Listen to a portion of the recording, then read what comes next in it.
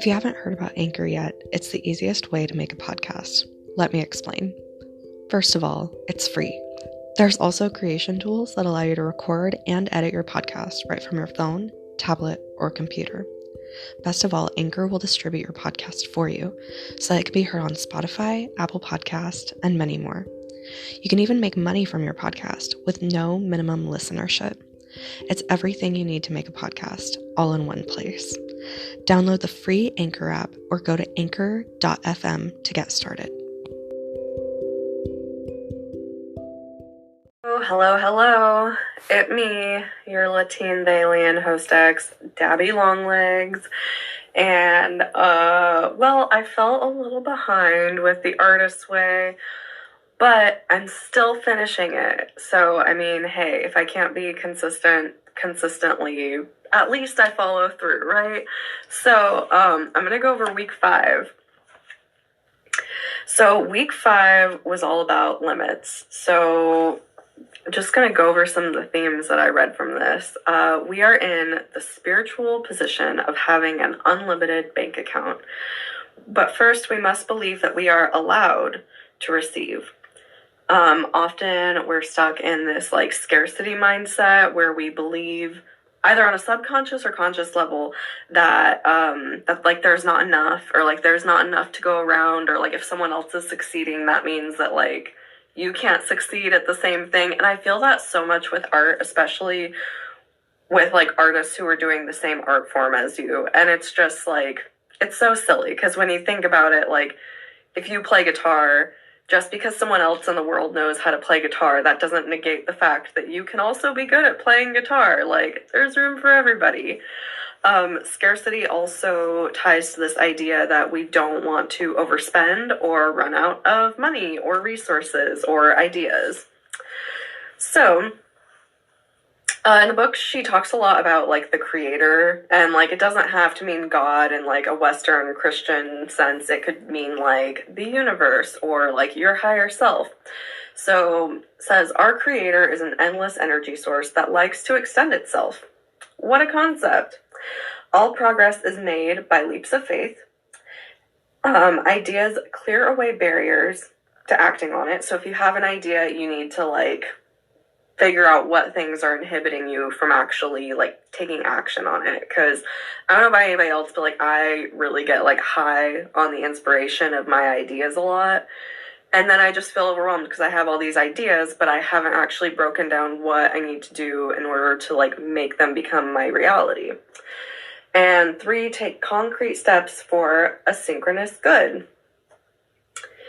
Ask for answers in the evening and look for them in the morning. This is how we learn how to listen to our artist child and feel safe.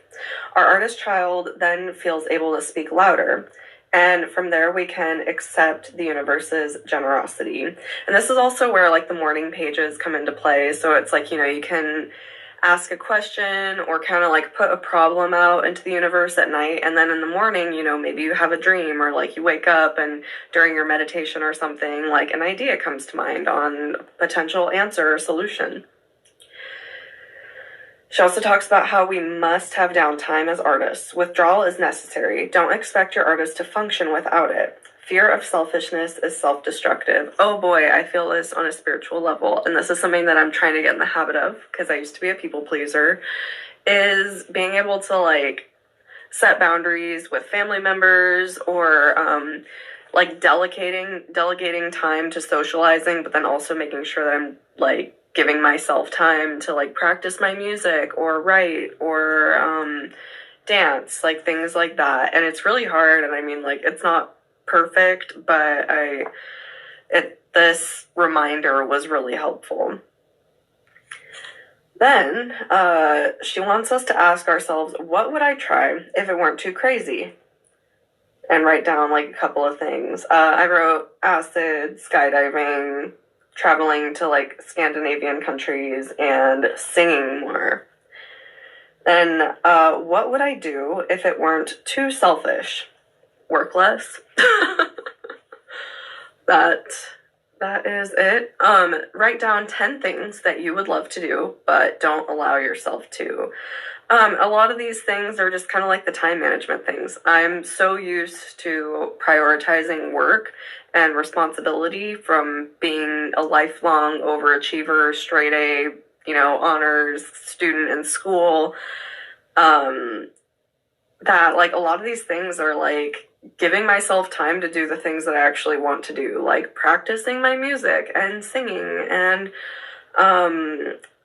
like spending more time dancing, drawing more, putting myself first, asking for what I want, allowing myself to imagine freely, relaxing, wowzers.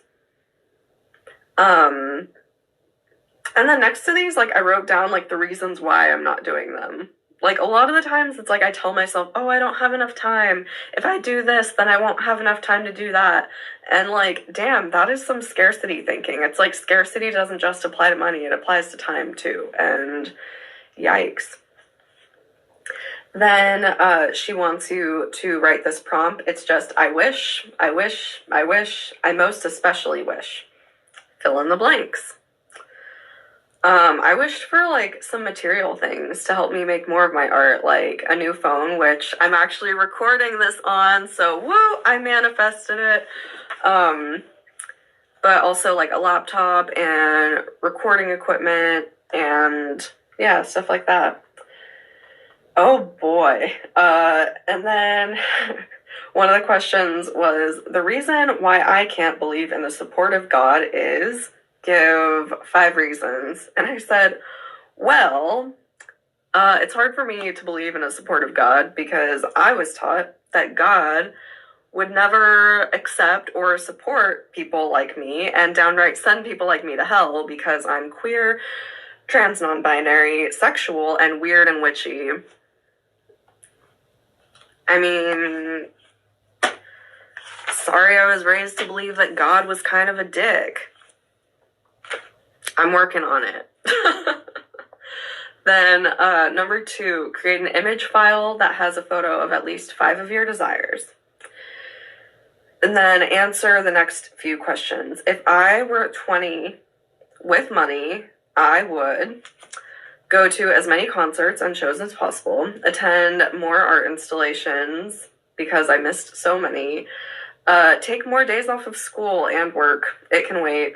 I would buy myself healthier food and get more like art supplies and like art toys and instruments and stuff. If I were 65 with money, I would start any business or, dream project that I might not have accomplished by then because I have money. Adopt a bunch of cute animals. Do some sort of community organization or garden service, teach art to underprivileged youth, and make my own weed and or herbal products, which kind of goes back to the first one of starting whatever business I haven't started yet. If I haven't created some sort of weed brand by the time I'm 65, I'm going to do it when I'm 65. Like, it's just going to happen. I'm going to be that old hippie queer person. And then finally, list 10 items that you would like to own.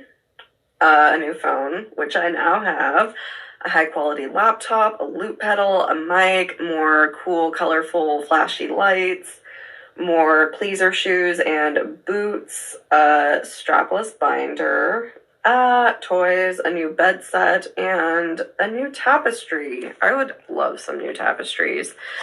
So yeah, that was week 5 of The Artist's Way. If you've read The Artist's Way yourself, let me know in the comments what your experiences were like, or if anything resonates with you. I would love to hear opinions. All right, stay tuned for more in the upcoming weeks. Bye!